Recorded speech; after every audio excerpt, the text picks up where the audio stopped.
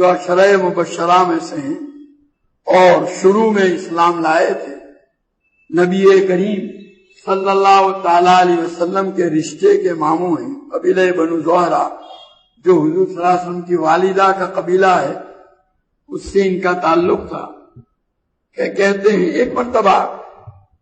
اصل میں حضور حضرت عمر رضی اللہ تعالیٰ عنہ نے اپنے دور خلافت میں ان کو کوفہ کا گورنر بنایا تھا۔ اسی کوفہ کی گورنری کے زمانے میں کچھ لوگوں نے حضرت عمر رضی اللہ تعالیٰ عنہ سے شکایت کی، فریاد کی ان کے متعلق، جھوٹی فریاد کی۔ ان فریاد میں شکایت میں ایک شکایت یہ بھی تھی، یہ نماز بھی برابر پڑھاتے نہیں ہیں۔ تو نبی کریم صلی اللہ علیہ وسلم نے ان کو بلایا وہاں کوفہ سے مدینہ منورہ، اور ان سے پوچھ تاچھ کی۔ لوگوں نے آپ کی ہر چیز کے متعلق سنا، یہاں تک کہ نماز، ابو اسحاق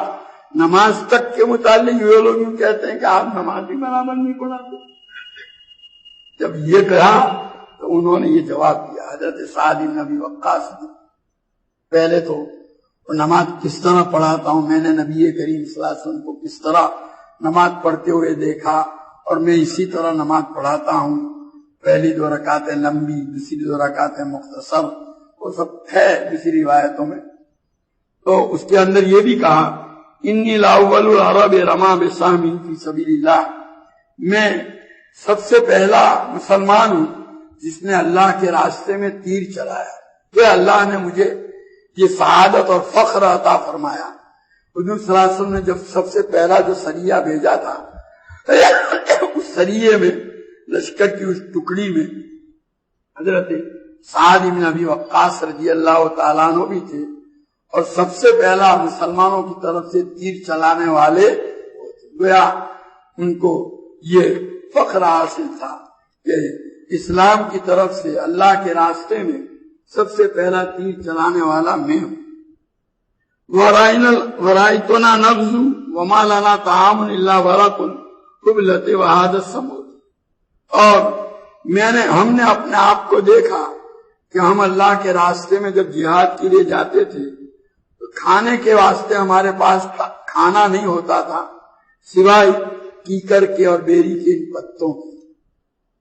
کیکر اور ببول کے پتے ہم کھاتے تھے۔ وَإِنَّ أَحَدَنَا لَيَزَعُ كَمَا تَزَعُ الشَّاةُ، اور ان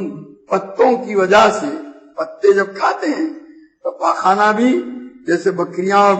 اونٹ پتے کھاتے ہیں تو ان کا پاخانہ مینگنی کی شکل میں ہوتا ہے، انسان بھی پتے کھائے گا تو وہی حال ہوگا، اس کا پاخانہ بھی مینگنی کی شکل میں۔ یہ ہم میں سے ہر آدمی وہ بکری کی طرح پاخانہ کرتا تھا، ما لہو خلط، اس میں چکنائی نہیں ہوتی تھی، خشک۔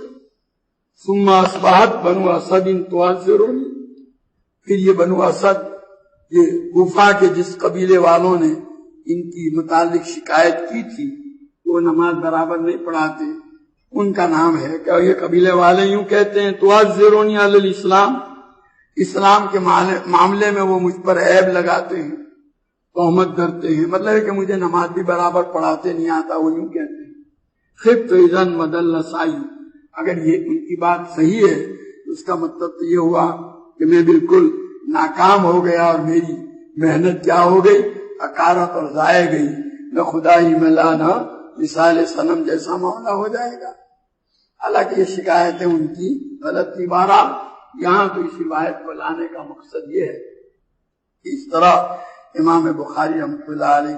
بتلانا چاہتے ہیں کہ حضرات صحابہ کی زندگی کا یہ حال تھا کہ کھانے کے لیے ان کے پاس کھانا نہیں ہوتا تھا تو وہ کیکر کے اور ببول کے پتے کھایا کرتے تھے اور اس سے گزارا کرتے تھے۔ سبحان